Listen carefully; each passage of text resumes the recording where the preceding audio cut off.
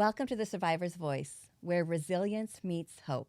I'm your host, Angie Sedore. I'm sitting here with our producer and editor, Christina Elder. Thank you so much, Angie. It's definitely a different experience being on this side of the room. Yes. But I am really grateful for the opportunity to talk to our listeners a little bit. I just want to say really quick that this show has really changed me hearing these stories. It's a real reminder of the realities of this world, the horrifics of the world, but also that healing is not just about surviving. Healing is about being heard, being validated, being understood by people. Yeah. And that's what The Survivor's Voice is all about. Yes, exactly. Yeah. And I love that we've been able to create a space for our guests where they can be heard and validated and understood. Yes. I'm actually really excited and very humbled by the feedback we've gotten from our guests actually about how great of an experience they've had. And we've had such just a variety and a range of guests on our show. I mean, we have gone through trafficking and medical trauma, church trauma, war. I mean, just so many different things. And maybe some of our listeners are thinking about telling their story. That would be so awesome. If that's the case, I would like our audience to know we would be honored and privileged to be able to be the platform for them if they so chose to tell their story. Yes. We also believe that every single story can help someone else. Yes. That's our whole purpose here. Our listeners should know that you don't need to be a speaker. You don't even necessarily need to be past your trauma. You just have to show up.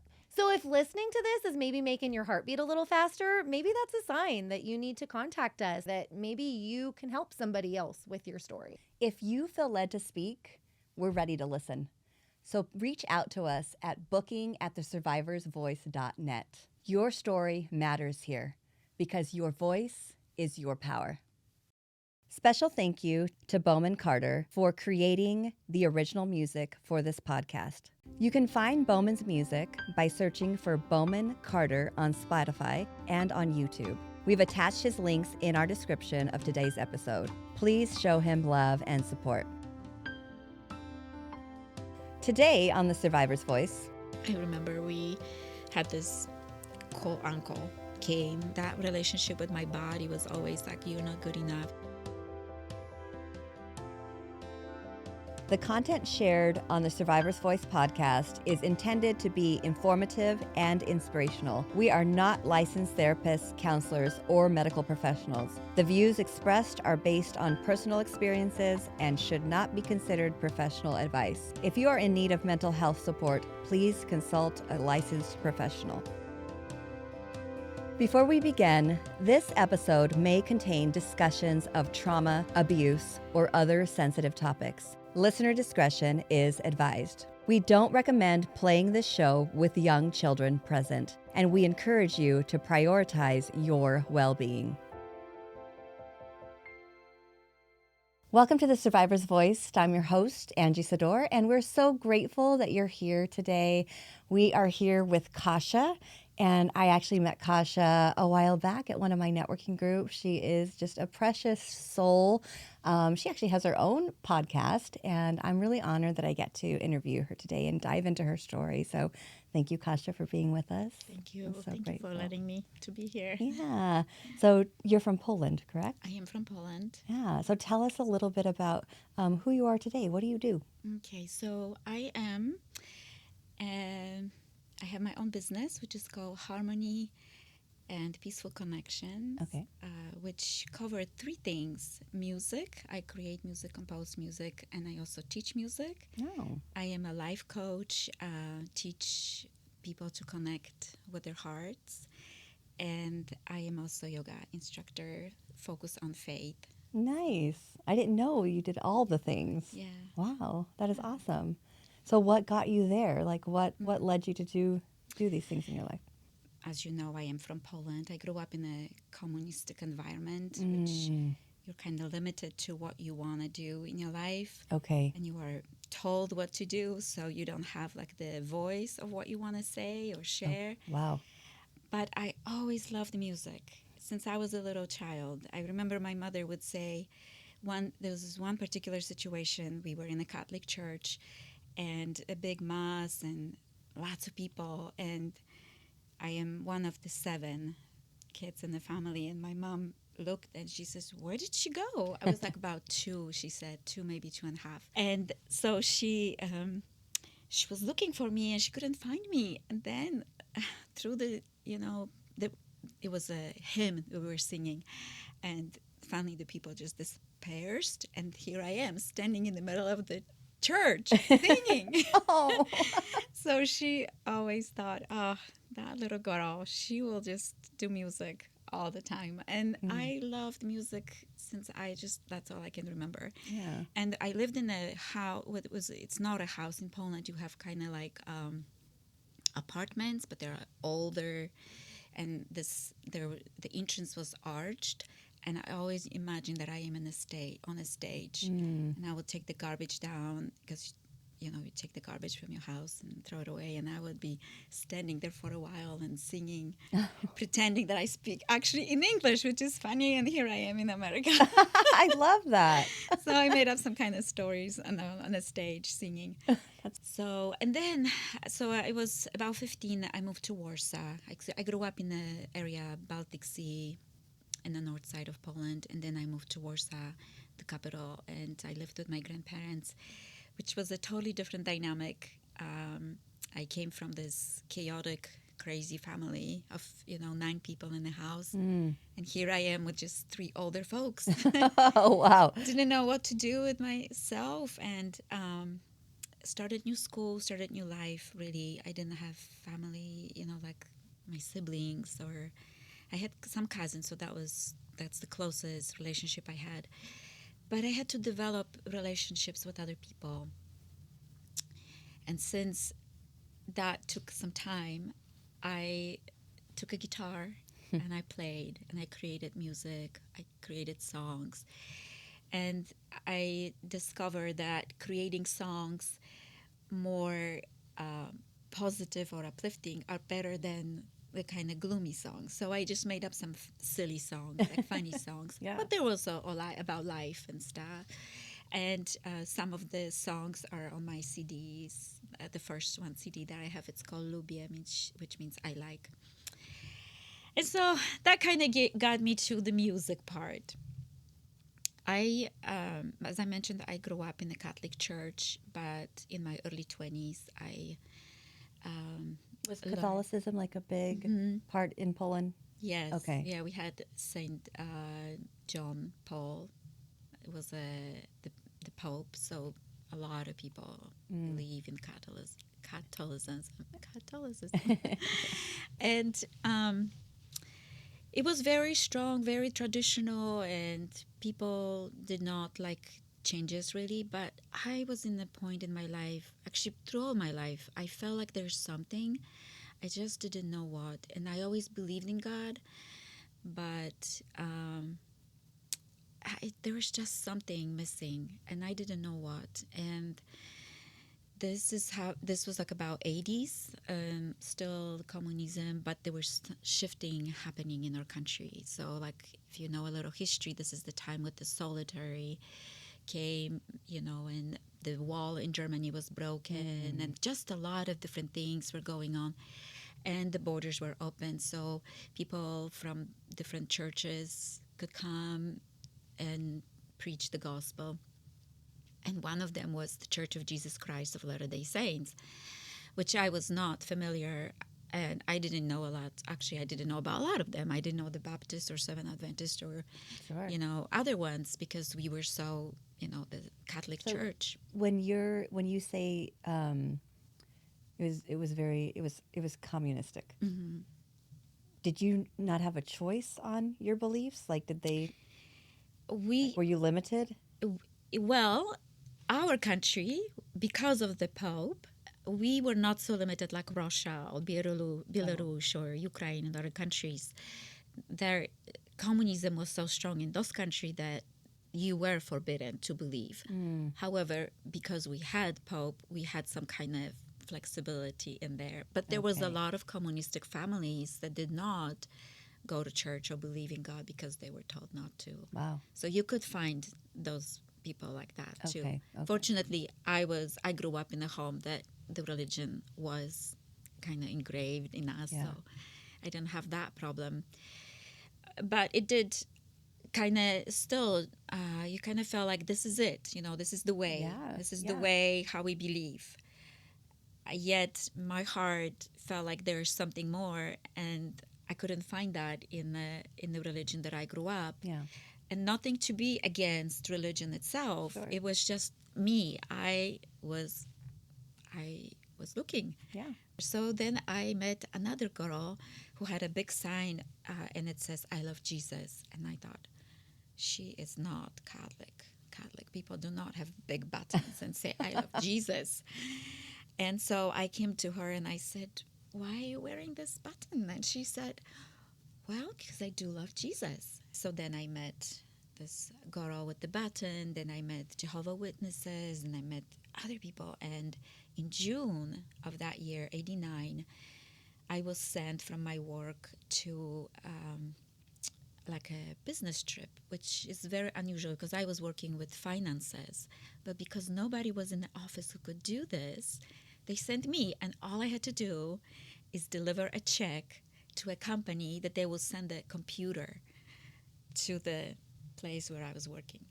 And you got to go out of town. And I had to go out of town Well, to that's nice. deliver the check. So I was walking on the platform, and there was two young men, tall, very tall. And I just remember I look at them and I said, "They are not Polish." And I just walk by and sat in a compartment, and there was just one seat in front and then two in front of me, and those two young men came. And then I learned that they were missionaries. So this one missionary was standing on a hall, and I asked him who they were, and he said they were missionaries. They're missionaries, and I was thinking, missionaries in Poland? We believe in God. We don't need missionaries. Yeah. But he said they're missionaries from the Church of Jesus Christ of Latter-day Saints, and I was like, boy, that's a long name for a church. Never heard of that church. And he said, well, did you hear about Mormons? I'm like, oh yeah, Mormons, they have lots of wives. That's all we knew about them. Yeah. That's all I knew. And Right. of course, he laughed the same reaction. And he said, yes, that's the answer we all give in Poland. Because we watched some kind of show that was something about West, and they had a scene that was a man who had wives in the Wagon family and something. And I don't know, that's all I remember about it. Well, it happened so that when I was talking to this young man, in a little bit in the conversation, I had this feeling that I had 6 months previously. And I couldn't find that feeling when I was meeting with other group. They were wonderful. I love how they had this relationship with Jesus, and they were so happy, and there was lots of music. We played the guitar, but as soon as they prayed, I did not feel connected. I felt actually lost. So that did not speak to me. But I kind of left that, and that's when I met the missionaries. And then, so there were only 4 missionaries in Poland at the time. 2 of them I met in the train. And then later, a few days later, I was reading this pamphlet that one of the missionaries gave me about Joseph Smith. And I read this pamphlet, and I felt like him. I said, there are so many group of people who say, well, we have the truth, come here, come there. And I was so confused. And I did what he did. He kneeled down and asked God, what should I do? And in James, in the scripture says, ask, and ask if you lack wisdom, ask, and God will give you. And so I prayed, and next day I went to work, and on the way home from my work, I saw 2 other missionaries in the bus. I didn't speak to them. I just saw them, and I remember that experience in the train. And then I I went home, and then that evening, my grandmother comes to my room and say, Kasia, there are some tall men came to the door. Oh. Do you know them? I'm like, no, I don't know who is coming. And so I went there, and there was those 2 missionaries that I met them that I saw them in the bus. They came to my house. And so we had a first conversation, and it just felt really very good. And then the prayer comes. So I'm like, okay, if they're going to do this prayer with different tongues and alleluias, then I'm not sure. But he said, this young man, broken Polish, humble prayer, just of gratitude. And I felt like, yes, this is my language. This is what I feel. So that's my journey with God. Yeah. And then the events took me to that I wanted to serve my mission. However, my brother passed away. And he was my close brother. He was 8 years older, and he was the oldest. And sorry, I get emotional. And What happened? we don't know exactly, but he was a scuba diver. So they never did an autopsy, but they assumed that it was either a blood clot in the lung, or some really heart attack. But it was really quick. He took a nap afternoon. His fiancée was with him. He took a breath, just kind of coughed, and that was it. Just How like old was he? He was 30 years old. Oh my gosh. He was gonna get married to this young, lovely lady. So that was the test of faith. That was when I never questioned why. I just said, I don't understand. But my family, that's when my dad especially, he would say, well, God is angry. And that is my fault because I broke this family. And so you have this guilt. They blamed you. The blame, the shame that you should feel, right? But I had to really separate that. And I of course, I felt emotions, mixed emotions, but I was never angry with God. I never questioned him, why did you do this? I just joined your church, all this. I just sat there and just kind of, numb, actually. I just was numb. Yeah. And then the missionaries were checking on me, and this one missionary asked me if I read, if I pray, and I read. And I said, I do pray, but I didn't really read anything, any scriptures. So he just suggested to just read scriptures. And I opened this one book in the Book of Mormon page that it says, the God chasten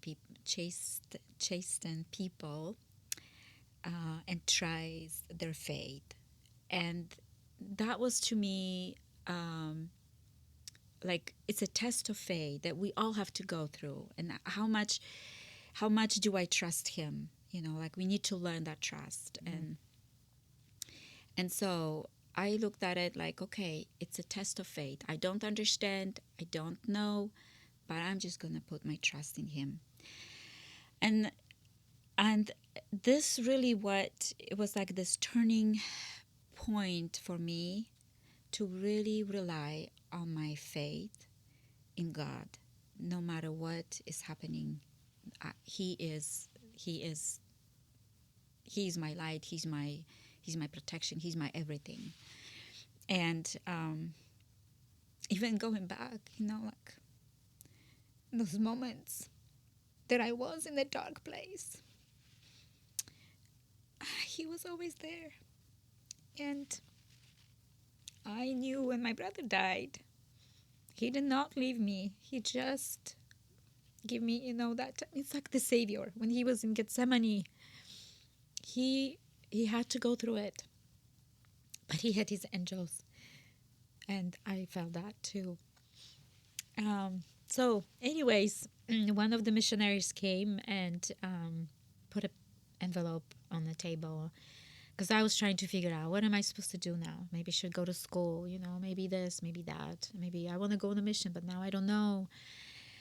And then this elder put that envelope, and when I opened it, was to put the papers on the mission. And I felt like that's what I want to do, because I always want to be a missionary. I was called to serve my mission in Utah, Provo Mission, of all the places, right? And I was very grateful because I learned so much about the church, and I was able to teach people when I came home from my mission.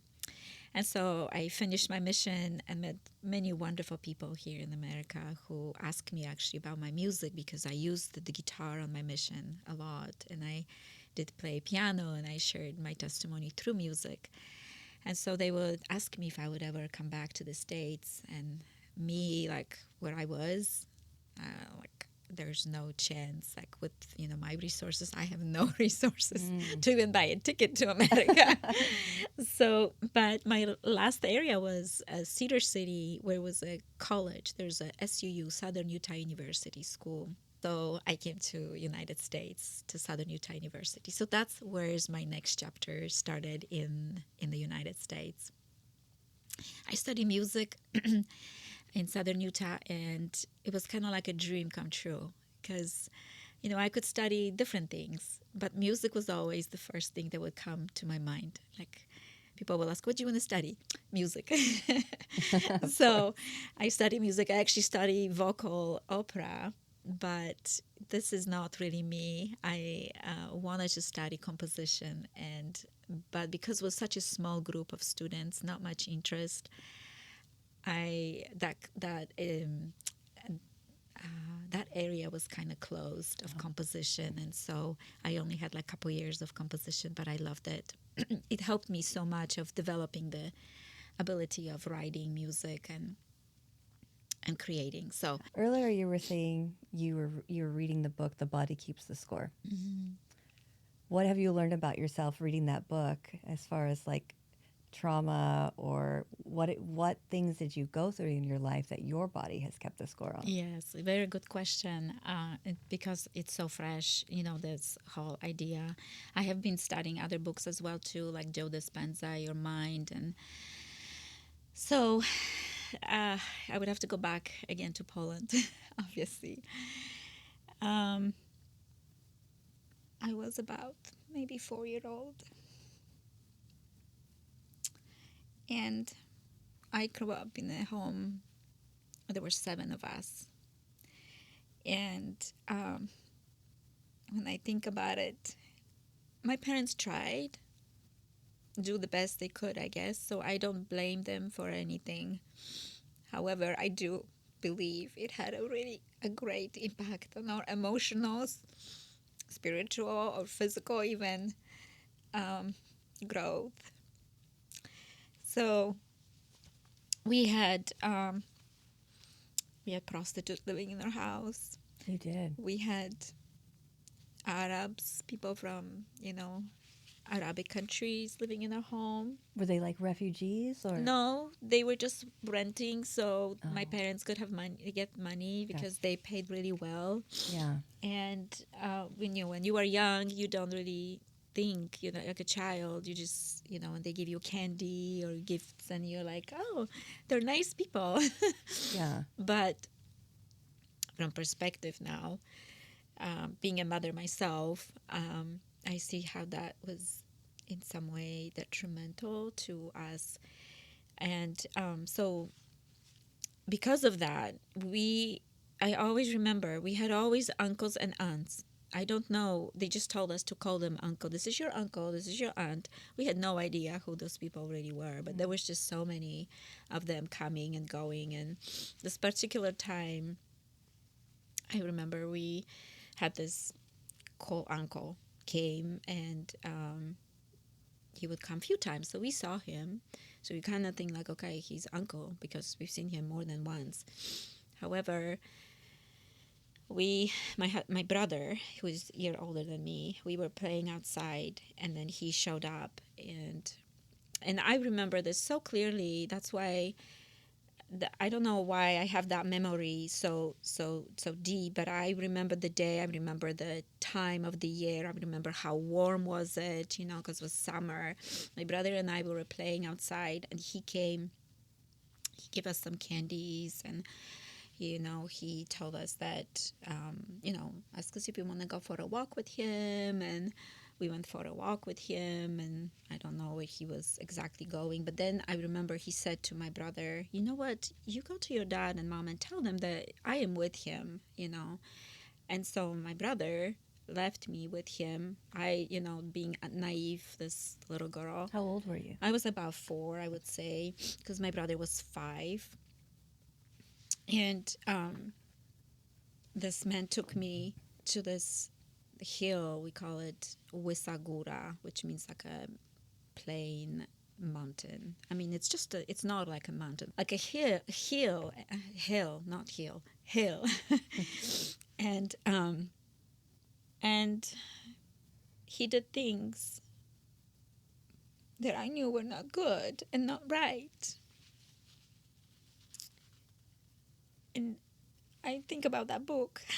When you're in that place where you are like frozen because you don't know what to do. There's this big man and you are here laying on the grass.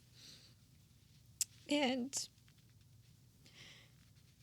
I don't want to go through the details exactly, but just it was not good what he did to me. And so then he took me home and I came home, and I remember my dad was so angry with me. He didn't know where I was, and he was very upset. It was dark by then, and I could not speak. Like, I told what happened. I tried to tell him what happened. Of course, they did not believe me. And so there you see, have 2 things that I experienced that day. Now when I think of the book. Yeah. Not validating, not being heard. Yes. And experience broken trust to adults. That's what I experienced that day, which I didn't, of course, know as a young child. Right. But that's what I understand today. And it was heartbreaking to me because I felt like I had to shut down some part of me, and which led me to a lot of things later, like becoming anorexic, or being always not happy with my body because it felt unclean.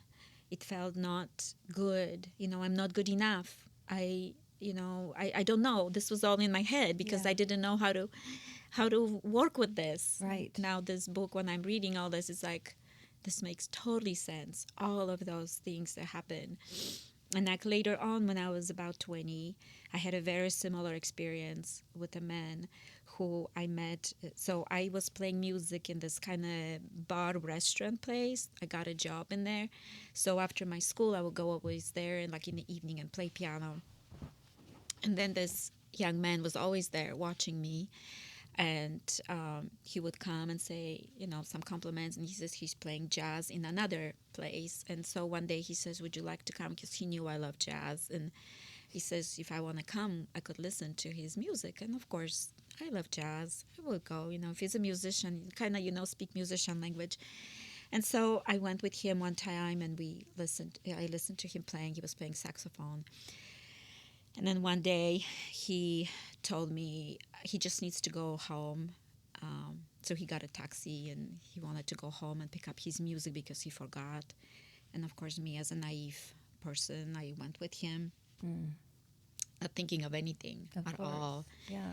And so we go to his place, and he did not want it just music. He really... I felt so humiliated what he did. Very similar situation. So I'm not going to tell the details, but very similar what happened with this man on that hill. And I want to scream, and I told him, because I heard some people's voices. So I said, there must be somebody. But when you feel so trapped and you feel like you have no control. Yeah. He's a man. I am this little person. And I said, if you do this, I will scream. I will scream so loud. Yeah. And I don't know. He let me be. He let me be. And I do believe it was God's intervention. And so he took me back, another taxi. And then he was like trying to even ask me like, well, why I'm so mad, and like, oh, what's the matter? And I didn't want to talk to him. I didn't want to even just touch me. And then after that, I never went to that job position. So I didn't even get my check for the I didn't care. I just did not want I to don't be blame there. you. Yeah, I'm out. Yeah, I was totally out. And so, but I came home and I felt like I want to scrub my body, wash it, and felt so shamed, unclean, not good, Yeah. useless, all this blah Yeah. stuff that is coming. And I didn't know. I didn't know what to do. And so this has all happened before I met the missionaries and that Right, journey of God relationship. So that is where it's all started.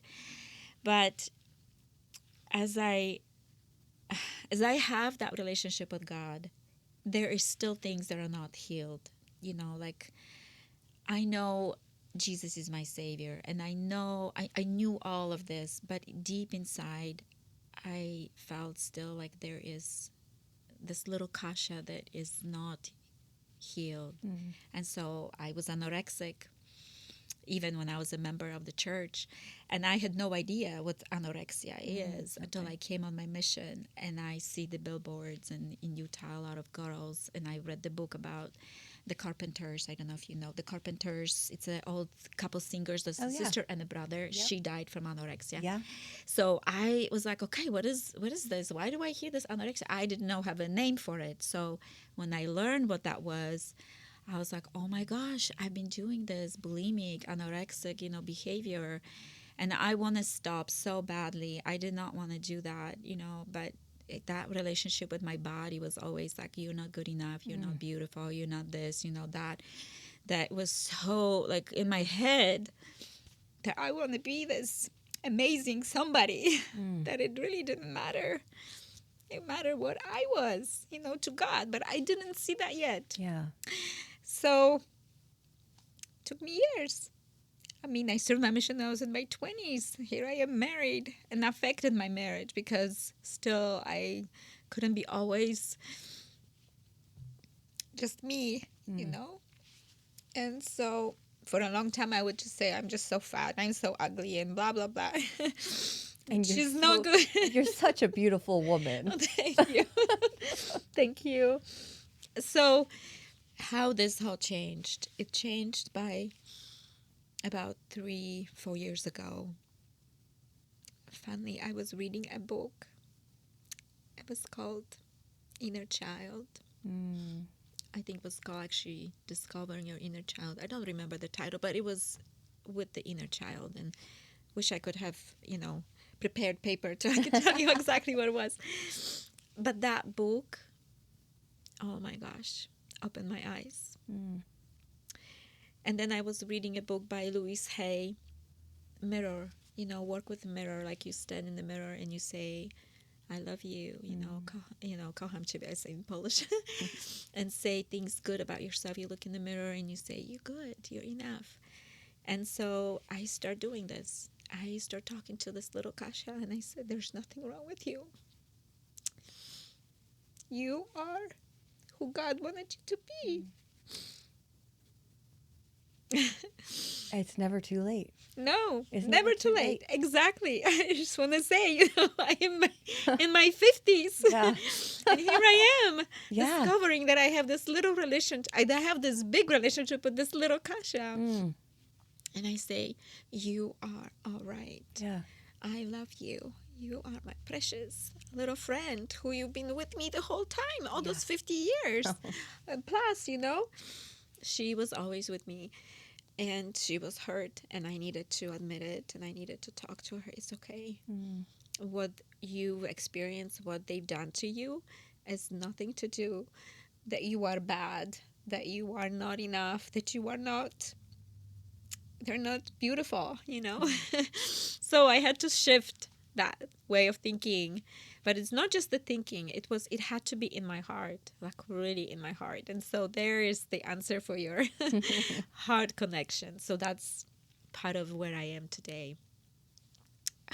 when I started that journey of me discovering myself, I met wonderful people. I met friend Stacy, and she was my coach, helping me through the process of discovering, like working with me, like this deep clearing, a lot of clearing gunk from yourself. And then I met another friend. Her name is Robin, and I listened to her. Actually, she was giving a conference. Actually, they do the conference this weekend. Tomorrow is in Utah, and I watched that conference, and she was speaking about heart connection. And when I was listening to her, my heart was like, this is what I always felt. My heart would give me answers, but I didn't know how to navigate that. Does that make and sense? trust yourself. Yeah, because of all this stuff, it was. So I had to go back to that little child, that little girl, and say, "Do you remember this? Do you remember those good situations when I was kind of helping you? You know like what I'm saying?" Yeah. So that's when I found, like, okay, my heart was always with me. It's just my friend, and would always tell me. And so when I listened to Robin, I just thought, this is so powerful. And I cried. I was listening to her, and I cried because it's just so connected to myself. And later, like, so that was in April. In October, I went to Hawaii, and I met her there. It was like like a retreat for women, and I was hoping one day I'm gonna meet this one, because I watched her on like a screen, right? And so she was there, and I just loved talking to her, and I told her about my experience with her, and I said what what she was talking about, it really reached my heart with my soul. And so I signed up for the coaching program and started in July last year. It's a 5 month program, and then you have requirements of practicing your coaching, and then you have to admit as a final coaching, and then you get your credential and you're certified, because anybody can be coach. I can say I'm a coach. You can do a certificate in the Google, and then you are done. But no, this is like legit. Awesome. So you've got credential that you can work anywhere in. So I just passed the test finally in April. Congratulations. That's awesome. Yes, so I got my credential, and so I finished, and I'm very, very happy about it. So there's your part of the coaching connection, piece. the coaching piece. So you've got awesome. the music, you've got the coaching, and then on November 25th, November is my birthday.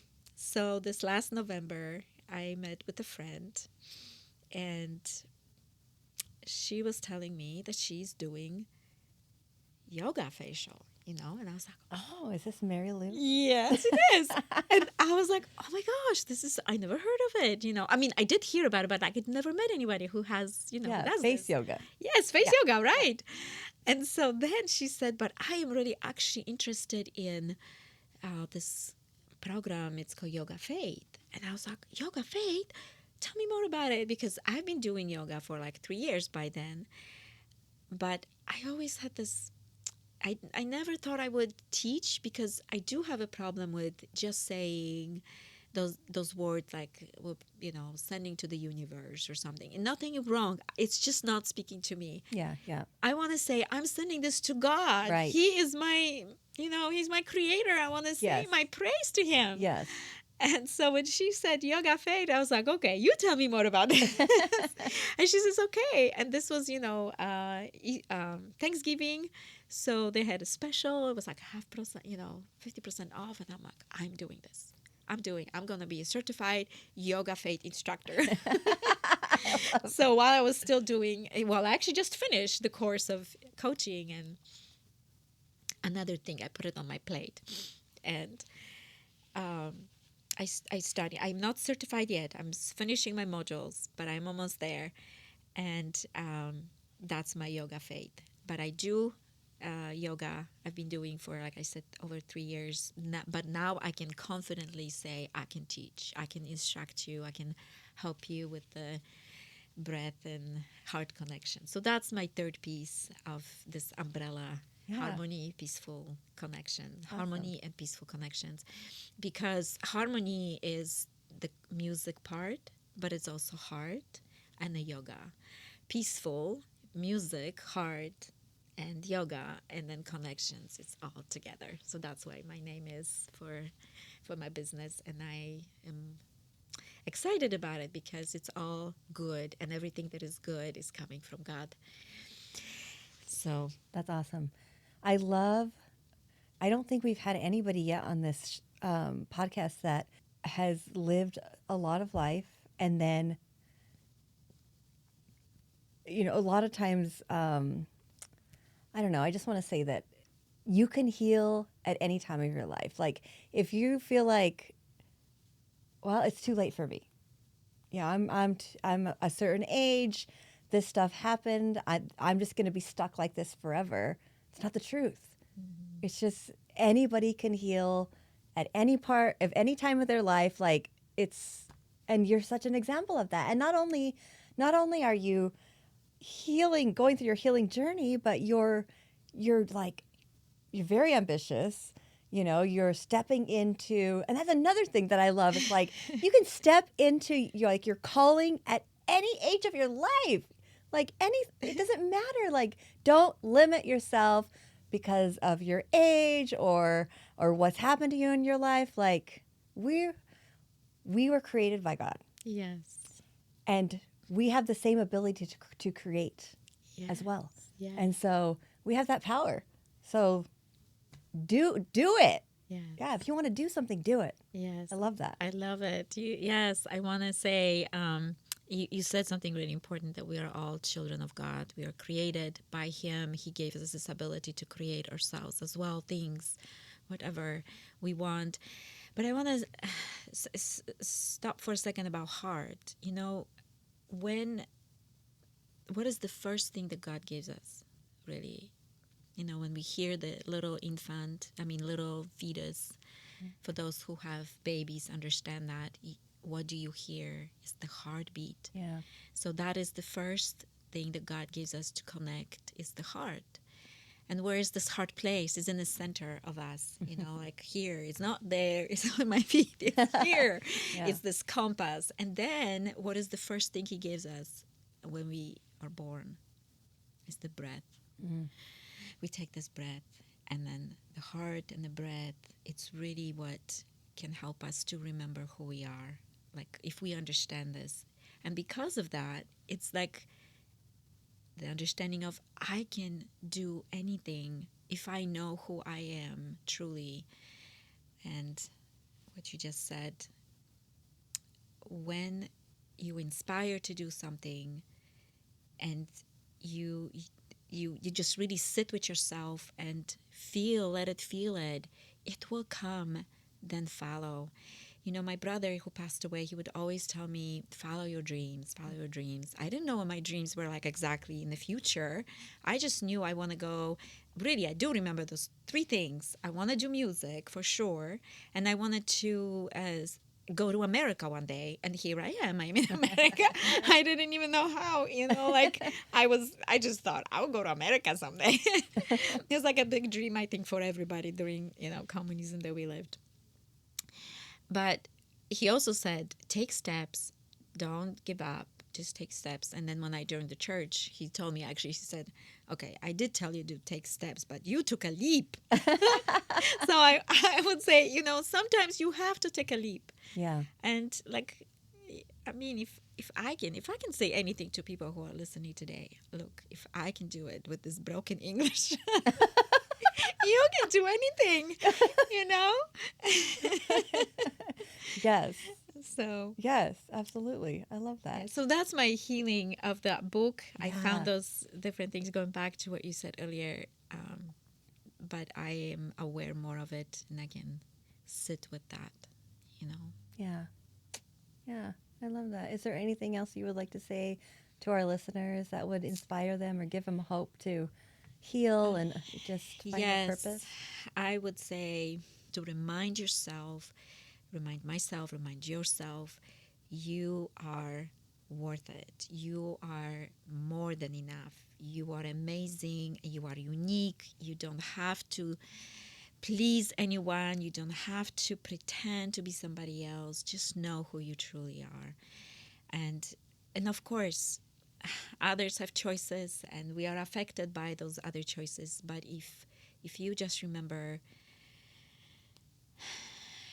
it's nothing to do with you when people make choices. It's what you decide to believe about yourself. Yeah. And I decided I'm gonna believe that this little Kasia, 4'5", 4'9", it's okay. I don't need to have to be a Barbie. I don't have to be anybody else. I can just be Kasia with my uniqueness. Yes. I love that. So, And I love you. I love your I love personality. you.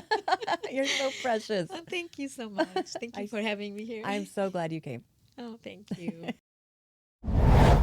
Safe Harbor is dedicated to helping survivors of trauma find healing and restoration through support, resources, and community. They provide hope for those affected by human trafficking. Visit safeharborforfreedom.com to learn more or support their mission today. Thank you so much, Safe Harbor, for supporting the survivor's voice.